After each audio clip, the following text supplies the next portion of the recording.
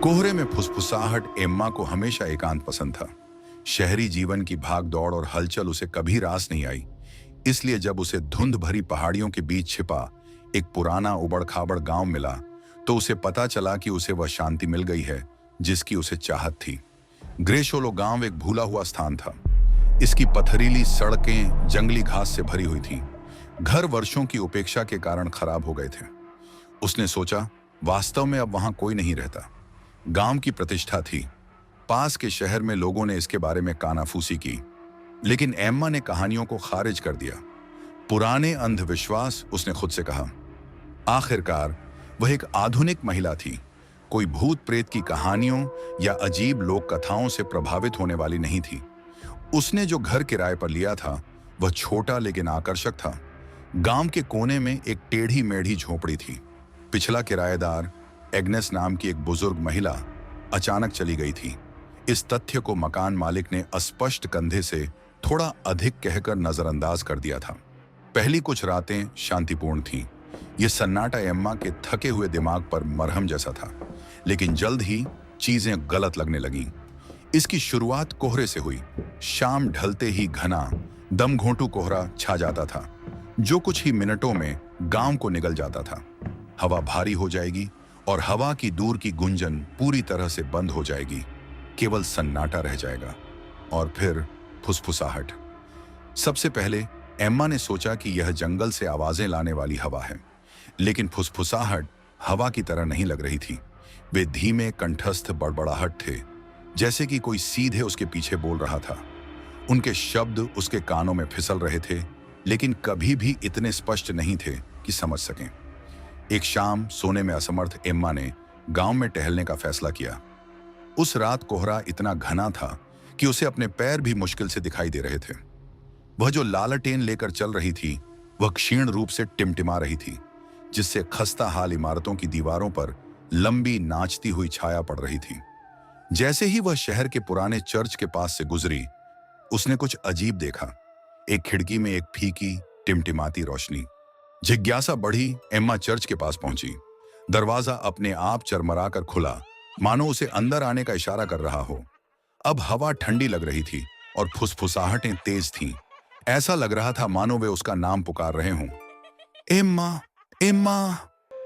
उसकी रीढ़ में कंपी दौड़ गई, लेकिन वह पीछे नहीं हट सकी। जगह का, आवाजों का खिंचाव बहुत तेज था। वह अंदर चली गई। चर्च को छोड़ दिया गया था। बेंच धूल से ढकी हुई थी, वेदी पर अंधेरा था और उसे भुला दिया गया था। लेकिन वहां कमरे के मध्य में एक आकृति खड़ी थी।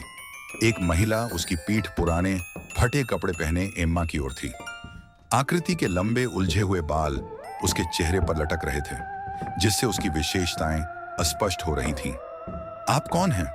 एम्मा ने पुकारा। उसकी आवाज उसके बावजूद कांप रही थी। महिला ने कोई जवाब नहीं दिया। इसके बजाय वह धीरे धीरे घूमी। उसका चेहरा इतना पीला पड़ गया कि वह अंधेरे में चमकने लगा। उसकी आंखें खाली थीं, अंधेरी और खोखली, मानो किसी चीज ने उसकी आत्मा को सूखा दिया हो। उसके होंठों पर एक विचित्र अप्राकृतिक मुस्कान फैल गई। इस जगह को छोड़ दो, महिला फुसफुसाई। हालांकि उसकी आवाज सिर्फ उसके मुंह से नहीं, बल्कि एम्मा के चारों ओर से आ रही थी। इससे पहले कि वे तुम्हारे पास आएं, चले जाओ। चर्च में ठंडी हवा चल रही थी और आकृति ने एक कदम आगे बढ़ाया। उसकी हरकतें झटकेदार, अप्राकृतिक थीं। एम्मा के पैरों के नीचे की जमीन कांप उठी और फुसफुसाहटें तेज और अधिक उन्मत्त हो गईं। वे आ रहे हैं, वे हमेशा देख रहे हैं। अचानक चर्च के दरवाजे बंद हो गए, जिससे एम्मा अंदर फंस गई। जब उसने उन पर दबाव डालने की कोशिश की तो उसके सीने में घबराहट फैल गई, लेकिन वे टस से मस नहीं हुए। हवा भय से घनी हो गई और तापमान तेजी से गिर गया। उसके पीछे उसने फर्श पर पैरों की नरम खरोंच सुनी। मुड़कर उसने छाया से एक दर्जन आकृतियां उभरती देखी। पीली टूटी हुई आकृतियां। उनकी आंखें खाली थीं, उनके मुंह खुले हुए थे, बार बार उसका नाम फुसफुसाते हुए, एम्मा, एम्मा, एम्मा। वे धीरे धीरे और लगातार आगे बढ़े। उनके हाथ उसकी ओर बढ़ रहे थे, उनके मुंह मूक चीखों में खुल रहे थे। उस पल में एम्मा को ग्रेशोलो की सच्चाई का एहसास हुआ। गांव खाली नहीं था, इसे कभी नहीं छोड़ा गया था। जो लोग कभी यहाँ रहते थे, उनकी आत्माएं इस दुनिया और परलोक के बीच फंसी रहती थीं, और अब वह उनमें से एक थी। जैसे ही आंकड़े बंद हुए, एम्मा की दृष्टि धुंधली हो गई और फुसफुसाहट ने बाकी सब कुछ डुबो दिया। अगली सुबह जब शहरवासी उसकी तलाश में निकले, तो उन्हें कोहरे से घिरे गांव के अलावा कुछ नहीं मिला।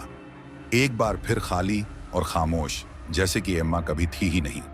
लेकिन यदि आप धूमिल शाम को ग्रिशोलो में खड़े हों, तो आप हवा में चलती हुई उसकी नरम और दूर की आवाज सुन सकते हैं, छोड़ो छोड़ो, उनके आने से पहले।